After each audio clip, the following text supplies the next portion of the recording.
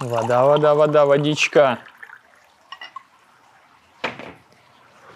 Друзья, всем привет! Сегодня с вами хочу поговорить об ошибках. Тех ошибках, которые я совершал в свое время на пути выстраивания системы, которая приводит к восстановлению и улучшению своего физического и психического здоровья. И я обобщил все ошибки, собрал их в такую серию, и я хочу с вами ею поделиться. То есть это будет где-то около 15 видео, где я разберу, как ошибки, которые лежат на поверхности, но все равно почему-то мимо них все проходят, так и те ошибки, которые абсолютно скрыты от восприятия и которые никто не замечает. И сегодня я хочу разобрать первую ошибку. Это ошибка, связанная с водой, точнее с недостаточным употреблением воды. Обязательно подпишитесь на канал, поставьте лайк и пишите в комментариях свои вопросы, если они у вас будут. И обязательно отправьте это видео своим родным и близким, чтобы они тоже узнали для себя полезную информацию. Итак, вода, точнее недостаточное употребление воды в течение дня. Это самая первая и самая частая ошибка, которую совершает большинство. Хотя сейчас в интернете есть различные блогеры, врачи, которые говорят, что вода нам не нужна, и что вообще на самом деле виноград нельзя употреблять, это самая страшная вещь, которая есть. Это, конечно, неправда, мы с вами позднее потом разберем, почему это так. И здесь действительно стоит отметить, что если вы употребляете свежую пищу, которая не проходила термическую обработку, то действительно вода может быть вам и не нужна, потому что свежая пища содержит 95% воды. То есть если вы сыроед, то, возможно, вам вода и не нужна. Но если вы питаетесь в условиях города, вы используете современное меню, где вся пища, большинство пищи проходило термическую обработку и переработку, то вода является неотъемлемым компонентом, который необходимо поставлять как добавку, потому что вода необходима для того, чтобы усваивать пищу. И вы могли замечать, что если вы едите всухомятку, то вам хочется по чуть-чуть запивать эту еду водой. И в этом, кстати, нет ничего страшного. То есть не надо запивать еду стаканами, но по чуть-чуть вы можете запивать воду, и это будет благотворно влиять на работу вашего пищеварения. Итак, первый тезис, отметьте его, пожалуйста, для себя, и давайте перейдем ко второму. Ваш организм состоит из 100 триллионов клеток. Клеточка – это самая маленькая единица жизни. И все тело ваше состоит из клеток. И, например, ваши мозги – это просто группа клеток, ваше сердце – это просто группа клеток, ваша кожа, ваша печень, ваша поджелудочная железа, любые внутренние органы – это просто группа клеток. И каждый день ваши клетки потребляют питательные вещества, которые вы поставляете из пищи, и выделяют продукты жизнедеятельности. А теперь представляете, какое количество продуктов жизнедеятельности, то есть токсинов, выделяют 100 триллионов ваших клеток. Для того, чтобы организму эффективно очищаться, ему нужна вода. Вода – это по факту техническая жидкость, которая нужна для очистки вашего организма. Ее именно так необходимо воспринимать. Состояние, когда в вашем организме не хватает воды, называется обезвоживанием. То есть сухость во рту, на губах, на коже, тяга к сладкому – это все показатели обезвоженности вашего организма. Обезвоживание – это крайний на самом деле сигнализатор, после которого ваши клетки могут получить повреждения и какие-то органы могут дать сбои. Мы это очень часто, например, наблюдаем летом, когда человек приезжает на отдых, выходит на солнце, может употребить алкоголь, поесть какую-то жирную еду, не допить нужное количество воды, и на солнце у него влага вся уходит, и ему вдруг становится плохо, начинает кружиться голова и другие симптомы. Вот это на самом деле одно из состояний обезвоживания, и оно очень и очень страшно для нашего тела, потому что приводит к повреждению внутренних органов и клеток. Не надо до такого состояния себя доводить. Поэтому воду необходимо всегда пить заблаговременно, до наступления этого состояния, до наступления, когда появляется сухость.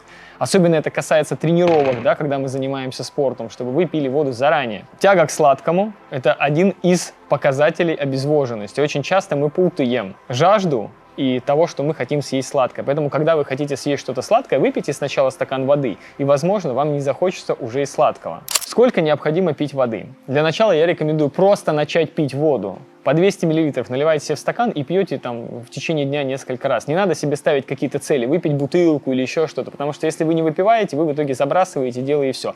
Просто начните пить воду в свое удовольствие. Дальше вы можете доводить количество употребляемой воды до 30-50 мл в день. Почему такая разница? 30-50 мл. Это зависит от вашего образа жизни, от количества физической активности, от количества стресса.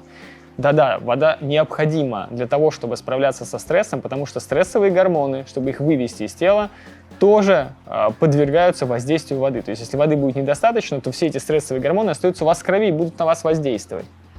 И вот от всех этих показателей и зависит, сколько конкретно вам необходимо употреблять воды. Поэтому, друзья, не существует каких-то на самом деле норм.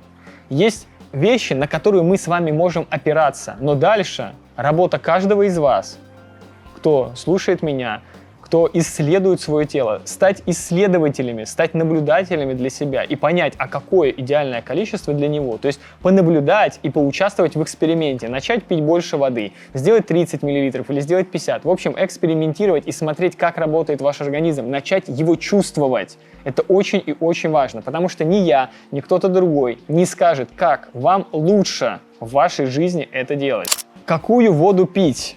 Это зависит от того, в каком регионе вы проживаете, потому что вода везде абсолютно разная. Для начала просто начните пить воду, какая она у вас есть. Если мы говорим об идеальной воде, то я, например, употребляю дистиллированную воду. Только не ту дистиллированную воду, которая продается в автомагазинах для заливки в аккумуляторы, а дистиллированная вода, которая прошла через бытовой дистиллятор или через фильтр обратного осмоса. Это вода, лишенная 99,9% всех примесей, которые на самом деле нашему организму не нужны.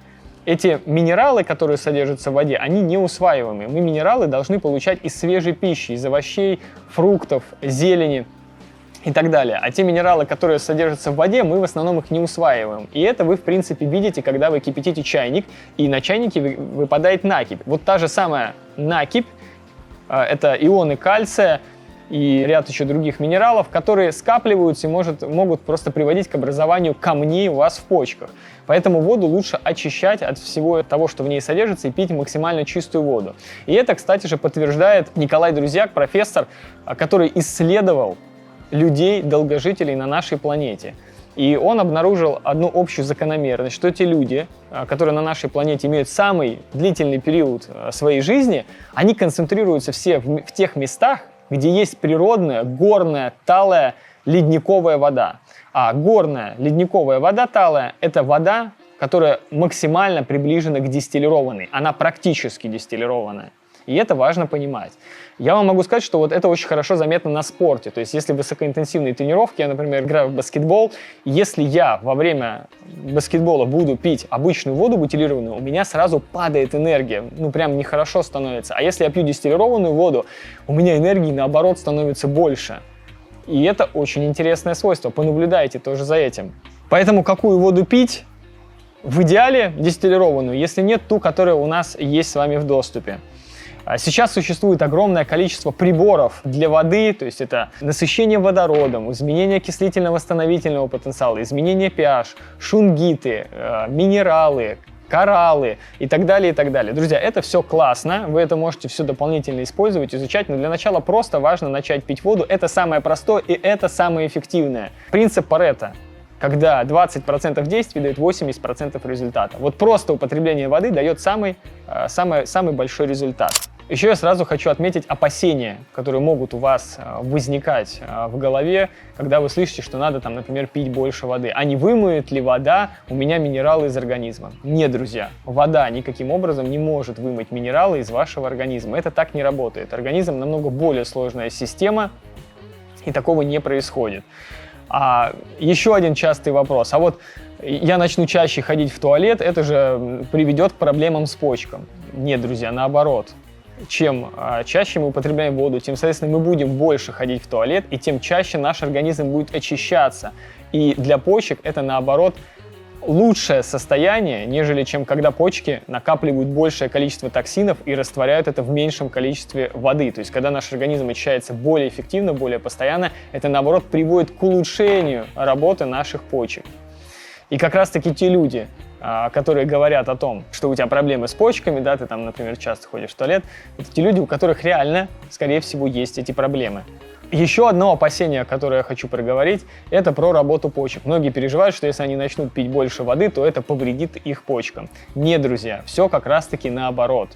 Когда вы начинаете пить воду, ваши почки начинают работать, потому что задача почек как раз-таки развести токсины, которые накопились в вашем организме, в воде и вывести их с мочой, когда вы идете в туалет. И, соответственно, чем больше вы употребляете воды, тем легче работать вашим почкам и тем эффективнее они работают. Другой вопрос, что сейчас у многих людей как раз-таки нарушены работы почек, они работают уже неэффективно, и их необходимо восстанавливать. Итак, давайте подведем итог. Необходимо употреблять достаточное количество воды. Сколько конкретно, это зависит индивидуально от вашей истории, индивидуально от вашего образа жизни. Но есть определенные параметры, на которые мы можем опираться, это от 30 до 50 мл на 1 кг веса тела. Поэтому исследуйте, тестируйте, станьте наблюдателем своего организма и того, как он реагирует на те или иные изменения. И тогда вы получите невероятные результаты по улучшению своего самочувствия, уровню энергии, состоянию здоровья и вообще улучшению качества вашей жизни. В следующем видео я разберу ошибку, связанную с употреблением избыточного количества жиров.